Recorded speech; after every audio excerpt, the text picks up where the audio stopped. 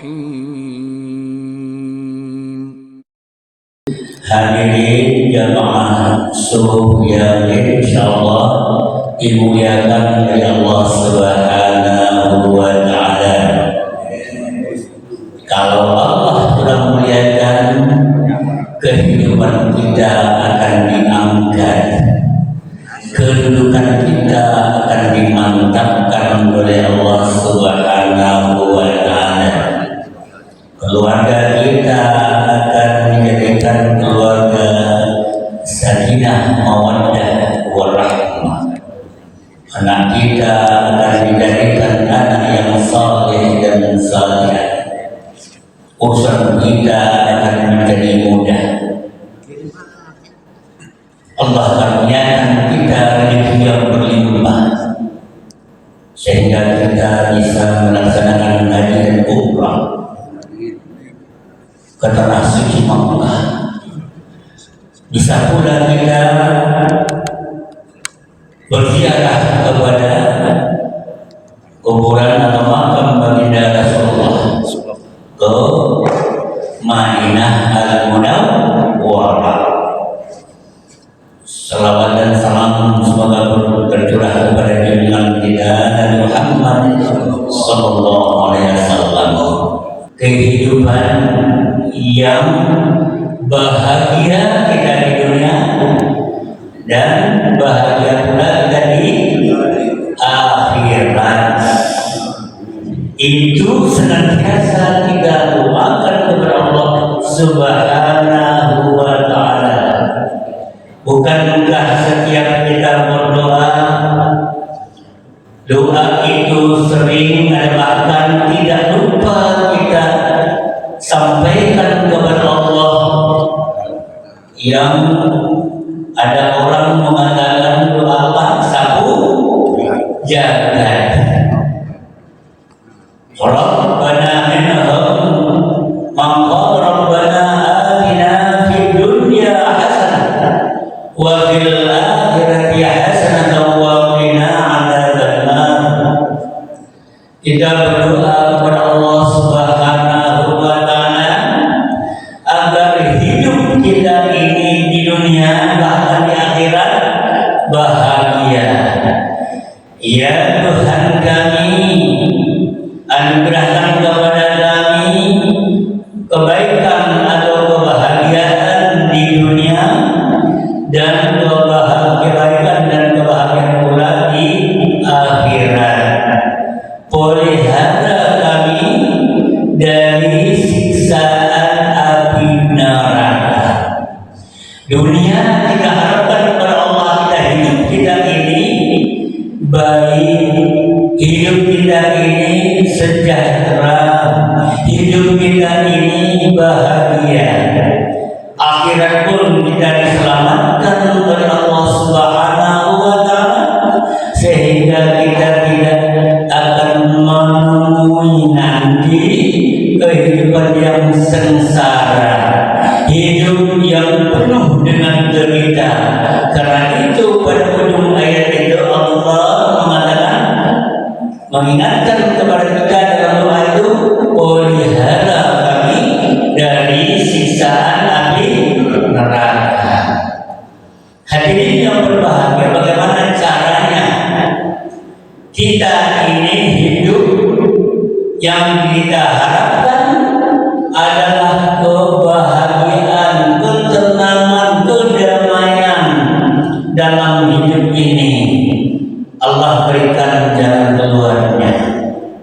Di dalam surat Nahl ayat 97 Allah berfirman, "Man 'amila shalihan min dzakarin aw untha wa huwa mu'min falanuhyiyannahum hayatan thayyibah wa lanajziyannahum ajrahum bi ahsani ma kanu ya'malun."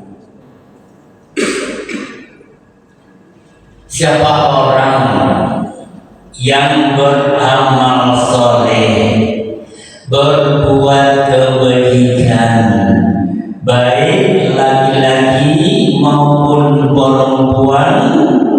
syaratnya mukmin, sementara dia harus orang yang beriman, maka akan kami berikan, kami anugerahkan kepadanya itu kehidupan yang baik, wala nuhyiyannahu hayatan thayyibah, hidup yang baik. Bagaimana sih hidup baik? Hidup yang di dalam menjalani hidup tidak ada kesulitan, tidak ada kesusahan, mudah segala sesuatunya. Wala najziyannahum ajrahum bi ahsani ma kanu. Kami akan berikan pula kepada mereka itu pahala, balasan berupa pahala yang lebih baik dari apa yang ia lakukan. Nah, untuk itu syaratnya beriman. Mungkin kita akan bertanya, kok bagaimana banyak juga orang yang kafir, orang yang tidak beriman justru hidupnya senang, bahagia, mewah. Itulah bukan ukuran kebahagiaan kok. Kemewahan, banyak harta, berlimpah, apapun dia dapat lakukan, bahkan dia naik jet pribadi ke Amerika sana bisa, gitu. Bukan itu ukuran kebahagiaan itu. Dan ukuran apa? Bagaimana caranya? Imam Tabari dalam tafsirnya, tafsir Tabari pada juz ke-10 halaman 174 ada 4 hal yang dapat dilakukan oleh hamba yang beriman jika dia ingin mendapatkan kehidupan yang baik itu. Dalam menafsirkan ayat surat Nahl ayat 74 tadi, beliau mengatakan yang pertama syaratnya apa? Yang pertama syaratnya adalah mukmin itu harus memakan makanan yang halal. Makanan yang halal itu akan berdampak terhadap baik fisik maupun jasmani maupun rohani mukmin. Makanan yang halal akan memberikan warna terhadap kehidupan seseorang. Ketika seseorang itu memakan makanan yang halal, di sanalah hatinya akan menjadi tenang, hatinya akan menjadi damai, bahkan perilakunya pun menggambarkan perilaku atau akhlak yang diinginkan oleh Allah Subhanahu wa Ta'ala. Fisiknya pun tumbuh dengan fisik yang sehat. Karena itu Allah berfirman, ya ayyuhalladzina amanu kulu mimma razaqnakum halalan thayyiban. Wahai orang beriman, makanlah apa yang Allah anugerahkan kepada kalian itu secara halal dan thayyiban. Makanan kita pada halal dan thayyib. Halal itu secara hukum, boleh secara hukum dimakan, karena Allah sudah memberikan rambu-rambu terhadap makanan yang boleh, makanan yang halal. Makanya sekarang itu ada sertifikasi halal. Yang namanya halal itu adalah hukum yang berkaitan dengan agama syariat Islam. Yang halal itu jelas, halal bayyinun wa haramun bayyin, jelas, dan itu diberikan rambu-rambunya di dalam Al-Quran Al-Karim. Kemudian Rasulullah SAW memberikan contoh terhadap makanan yang halal itu. Makanan halal bisa berarti zatnya, bendanya, barangnya halal kita makan. Dan bisa juga halal dimakan, barangnya halal, tetapi pembolehannya tidak halal, itu juga tidak halal. Kita makan babi,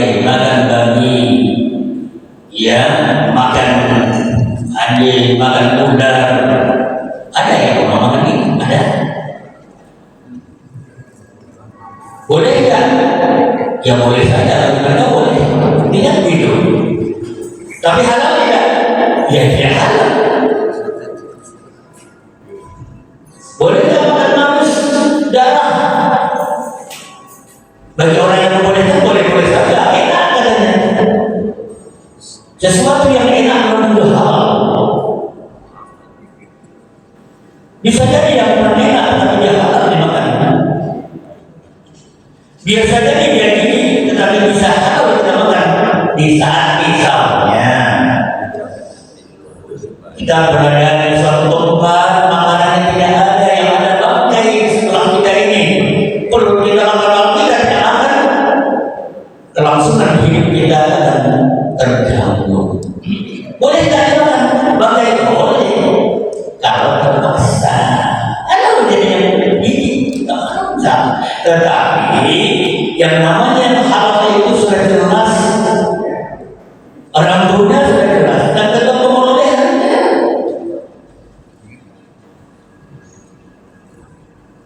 Halal tak yang namanya buah? Ya halal makan buah. Ada jeruk, ada jambu, di pinggir jalan di bawah orang.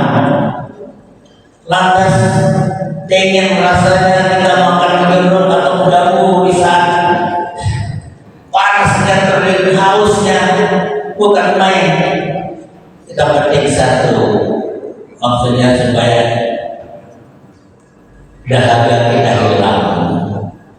Jeruk itu di bukaran orang, di pohon, di daun orang, ambil, enak rasanya sehingga harus kita menjadi pengobati, tenaga kita makin kuat lagi. Ya kita kita makan Bismillahirrahmanirrahim. Enak, boleh tidak halal itu halal, boleh makan, tetapi pemolehnya tetap penting milik orang lain, dia tidak jadi haram. Makanya Rasulullah mengatakan, menasihatkan kepada saat itu, wahai jaga makananmu, karena saat ini mujrahir, jaga makananmu karena tubuh yang tumbuh dari yang haram, benar aula, neraka itu lebih baik daripada.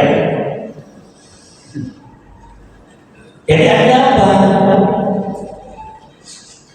Makanan yang kita dapatkan atau sesuatu yang kita peroleh dari perbuatan yang tidak diridhoi oleh Allah dengan cara mencurangi orang lain, dengan cara mengambil yang bukan hak kita, Rasulullah mengatakan anna mauka, neraka itu lebih pantas kulitnya dibakar, jasadnya dibakar, direndam, dihancurkan di dalam neraka, itu lebih baik daripada dia makan sesuatu yang bukan haknya. Karena kalau orang yang sudah menginginkan sesuatu yang bukan haknya, berarti dia adalah orang yang menginginkan maksudnya kehidupan yang baik, hartanya banyak, tetapi dia tidak sadar justru itu akan membuka peluang kepadanya untuk tidak puas dengan apa yang dia miliki. Dia akan menginginkan yang lain yang kita sebut dengan istilahnya rakus. Hadirin yang berbahagia, jadi yang pertama, bagaimana kita ingin mendapatkan kedudukan atau ingin mendapatkan kehidupan yang baik dan bahagia, itu syaratnya makanan atau rezeki itu harus halal. Yang kedua adalah menghindari qanaah dan ridho terhadap anugerah yang Allah berikan kepadanya. Nah, qanaah ini ada hubungannya juga dengan pertama tadi yang sudah saya sampaikan. Qanaah itu artinya apa? Merasa cukup. Kalau orang Jawa namanya nerimo, ya, nerimo gitu. Merasa cukup terhadap apa yang dianugerahkan oleh Allah Subhanahu wa Ta'ala. Merasa cukup bukanlah berarti kita itu menerima kejatuhan rezeki dari langit, tidak. Tetapi kita juga harus berusaha keras untuk mendapatkan rezeki itu, karena rezeki itu Allah berikan super kita. Apabila kamu sudah selesai sholat, bertemanlah menggabungi untuk mencari rezeki. Itu perintah. Menerima itu bukanlah berarti kita datang mulu, kita di rumah saja berpikir kemudian Allah yang semuanya. Iya, setiap yang berjemaah pasti dijamin oleh Allah rezekinya, tetapi usaha pun juga adalah satu kewajiban. Nah, dalam arti itu apa sih? Kita menerima apa yang Allah anugerahkan. Kalau anugerah Allah lebih, kita bersyukur kepada Allah Subhanahu wa Ta'ala. Bersyukur kita kepada Allah. Lalu kalau kita kurang, Allah batasi rezeki itu kepada kita tidak kesal, kita tidak ngomel, kita tidak suzan kepada Allah. Kok malah sih begini-begini aja? Sabar, ikhlas, sabar ya. Karena ikhlas itu modal dalam segala hal yang kita lakukan dalam kebaikan apapun, apalagi ketika Allah membatasi rezeki mereka, karena Allah Maha Tahu. Dibatasi rezeki kepada seorang itu karena Allah katakan Allah lah yang memberikan rezeki kepada orang yang dikehendaki, dan Allah pula yang membatasinya. Dia bersyukur menyesal, ya, yang berikan kepada siapa yang dikehendaki. Dan dia juga memberikan batasan kepada orang yang dikehendaki. Nah, karena itu, kalau kita menginginkan lebih baik, bukanlah berarti kita itu ingin menjadikan kehidupan kita itu dalam konteks harta kita berlimpah, tetapi caranya tidak mengikuti aturan Allah Subhanahu wa Ta'ala. Nah, ketika orang tidak qanaah, tidak merasa cukup, di situ akan muncul yang namanya sifat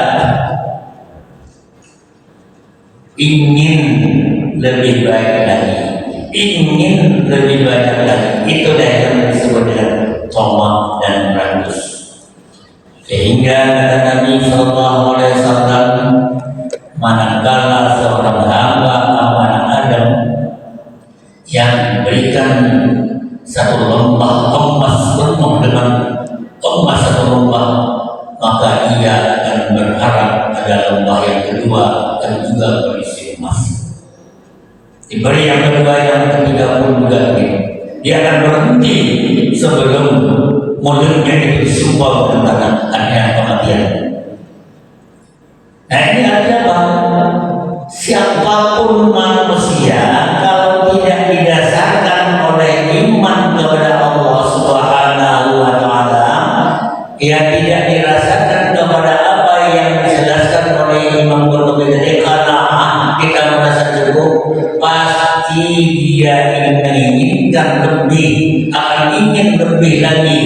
Kalau diberikan oleh Allah Subhanahu wa Ta'ala rezeki berupa ada kendaraan kita, ya kendaraan kita seperti ini ya, apa begitu. Harusnya kita bersyukur kepada Allah Subhanahu wa Ta'ala bahwa alhamdulillah kita dapat kendaraan. Makanya kuncinya kata Nabi, jangan kita bagaimana sih caranya kita itu supaya tidak tergoda bersemangat boleh, tapi jangan tergoda kepada orang kendaraan yang bagus sehingga kita juga menginginkan yang bagus dengan cara-cara yang tidak bagus, dengan cara-cara yang melanggar aturan Allah Subhanahu wa Ta'ala. Kuncinya menurut Rasulullah SAW, undur ila man huwa asfala minkum wa la tandur ila man huwa fawqakum wa huwa ajda wa la tadribu ni'mat Allah. Rasulullah mengatakan, lihatlah orang yang di bawahmu. Rasulullah mengatakan, biasakan kita melihat menoleh orang yang di bawah, jangan kamu melihat pada orang yang di atasmu. Karena kalau kita lakukan begitu, ya, atau kita melakukan bahwa kita melihat bawah dan tidak atas, itu akan menjadikan orang itu tidak meremehkan nikmat Allah Subhanahu wa Ta'ala. Jadi kalau orang yang dikenal pertama, kita boleh melihat bahwa alhamdulillah kita ada kendaraan tetangga kita bangun untuk melihat ada rumah yang jauh, alhamdulillah. Tapi itu kayak aku bisa seperti itu ya, gimana caranya ya?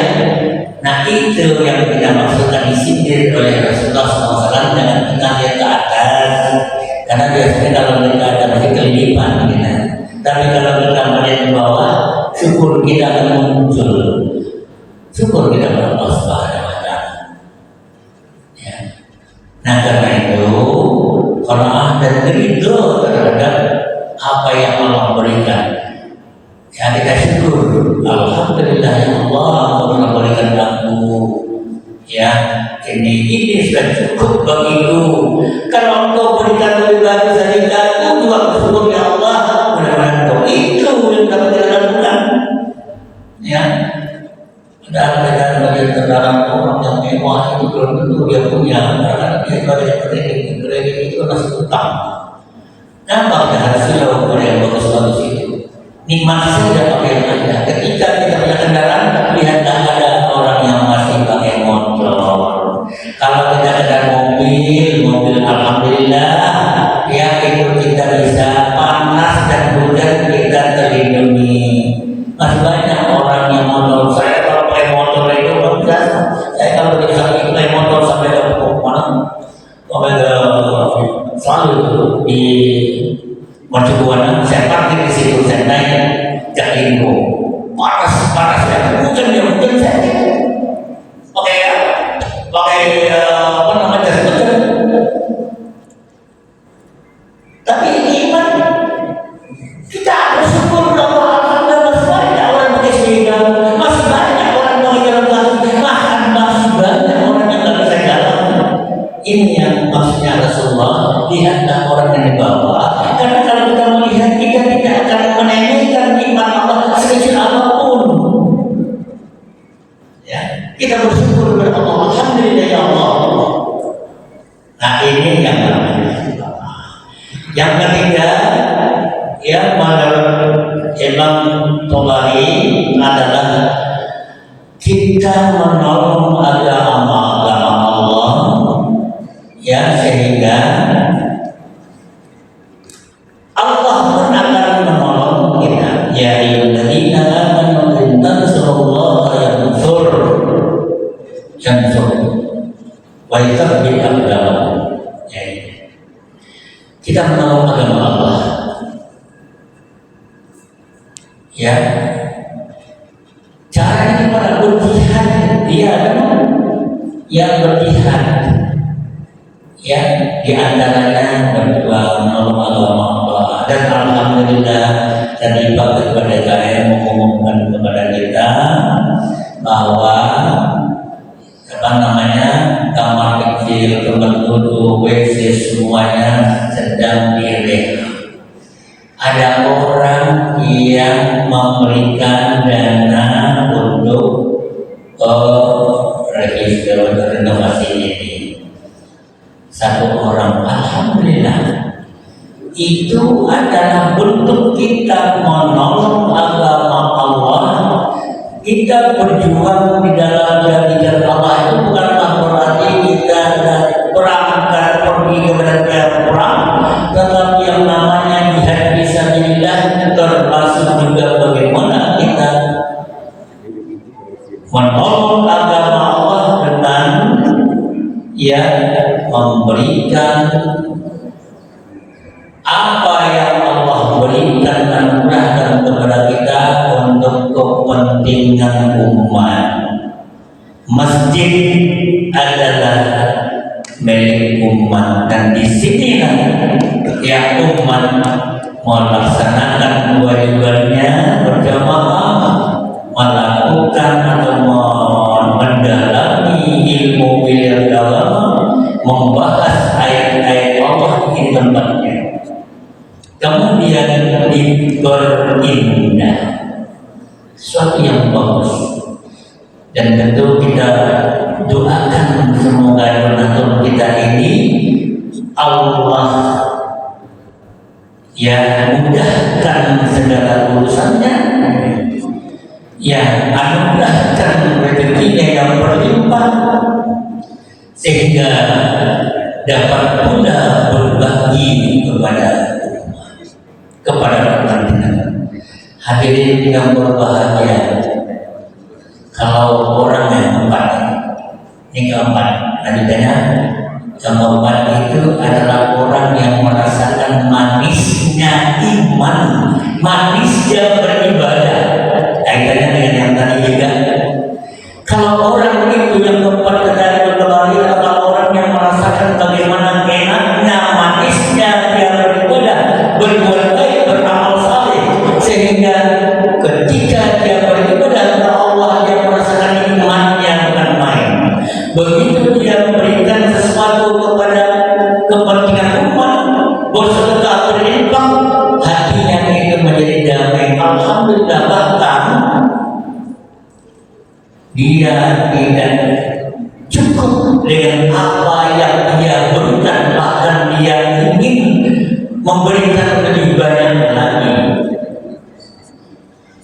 Kan di dalam hadis Rasulullah mengatakan bahwa dia seorang itu akan merasakan nikmatnya iman, ya, halawatul iman dalam 3 hal. Yang pertama, menjadikan Allah itu cinta. Allah menjadikan Allah dan Rasulnya itu cinta daripada yang lain. Yang kedua, jika dia seorang itu mencintai orang lain, tidak lain karena Allah. Yang ketiga, apabila dia merasa benci untuk kembali kepada kufuran, sebagaimana bencinya dia dicampakkan ke dalam api neraka. 3 hal yang merupakan iman itu enak. Nah, ketika dia beramal saleh seperti tadi yang saya sampaikan, orang yang Allah berikan rezeki karunia karena dia ini panggilan Allah, ini untuk dia agama Allah, karena dia merasa cintanya lebih tinggi kepada Allah dan Rasul. daripada yang lain, dia tidak merasa iba hatinya untuk mengeluarkan rezeki Allah dengan sebanyak-banyaknya. Tapi sebaliknya, orang yang tidak cinta kepada Allah dan Rasulnya, dia akan memilih yang sedikit, yang terkecil. Nah, misalnya kalau ada tembak, ada terbang, kita lihat-lihat dalam ketika jiwa, ada yang merah, ada yang biru, ada yang hijau, ada yang kuning, gitu ya. Yang abu-abu, yang mana yang kita pilih? Ya, yang abu-abu aja dua. Tetapi kalau orang yang sudah cintanya kepada Allah dan Rasulnya, dia akan mau mengorbankan apa saja. Suatu ketika ada perang Tabuk. Perang Tabuk itu adalah perang kaum muslimin ini akan diserbu oleh pasukan Romawi. Tabuk itu adalah suatu tempat di daerah utara negeri Mekah. Madinah. Dan ini terjadi pada 9 Hijriah. Pada saat jarak antara Madinah ke Tabuk 683 km. Saat itu kondisi Mekah ada kondisi Madinah, umat Islam kaum muslimin dalam keadaan bacaan. Suhu pada saat itu 50 derajat. Bayangkan, 50 saya hanya mengalami 45 derajat Mesir.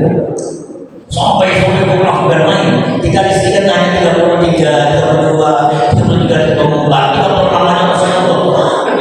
Bayangkan dalam kondisi seperti itu, dan kaum muslimin harus yang ketahui berperang dengan orang Romawi.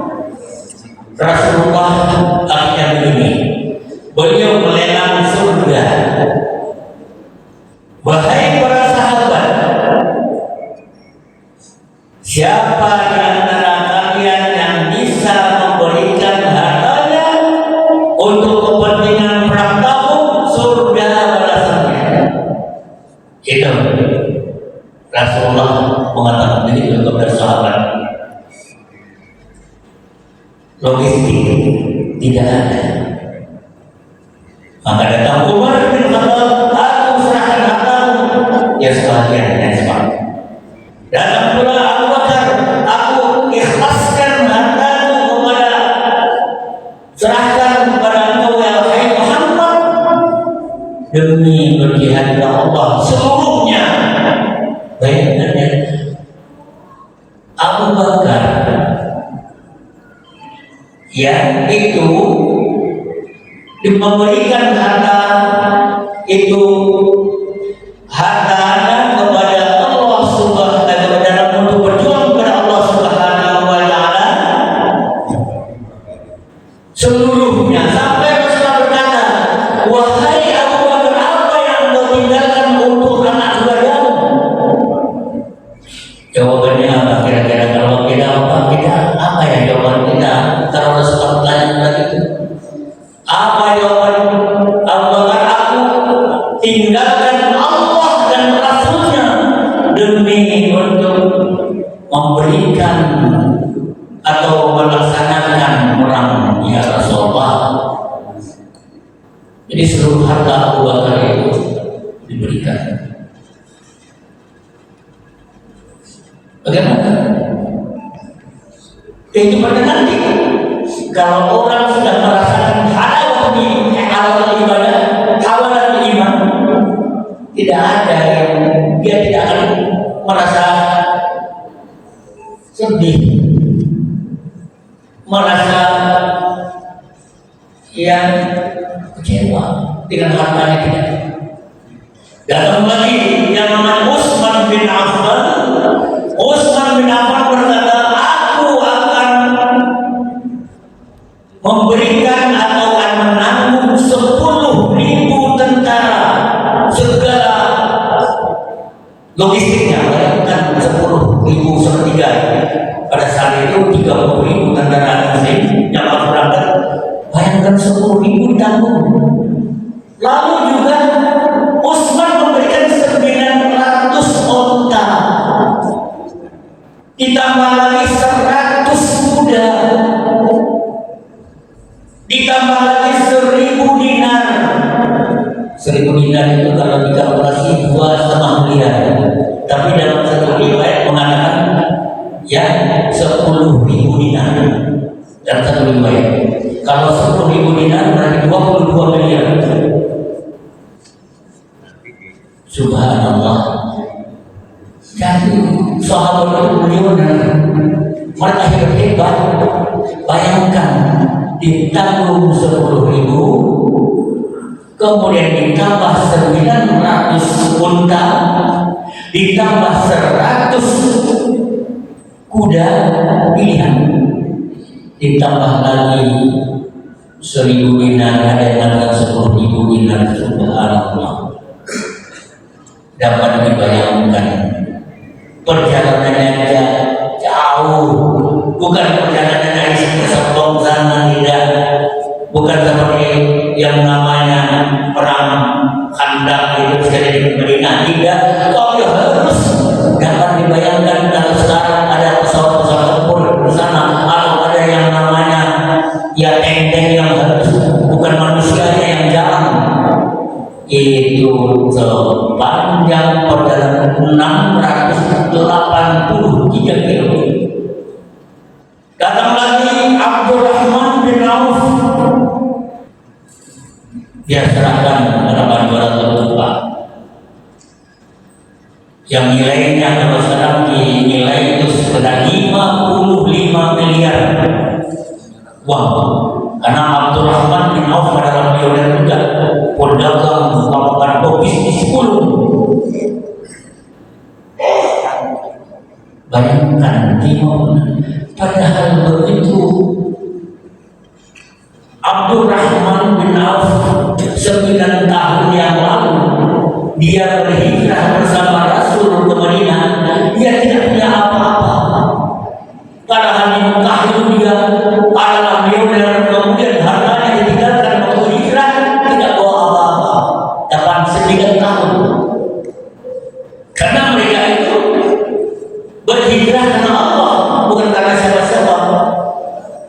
Bukankah ketika Abdurrahman bin Auf dulu waktu 9 tahun sebelumnya begitu dia datang dipersahabatkan oleh Rasulullah SAW dengan Sa'ad, ya, kemudian dia berkata, wahai Abdurrahman sahabatku, aku punya tanah luas, kebun luas, separuh silakan engkau ambil. Kemudian aku punya 2 istri, silakan kau pilih satu di antara 2 itu, engkau nikahi setelah idahnya habis.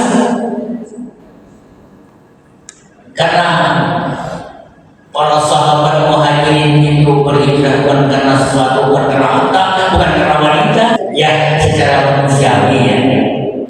Ya pasti dia akan cerdas sekali, macam pasti. Tadi kan namanya manusia itu kan dibekali dengan cinta pada harta dan wanita.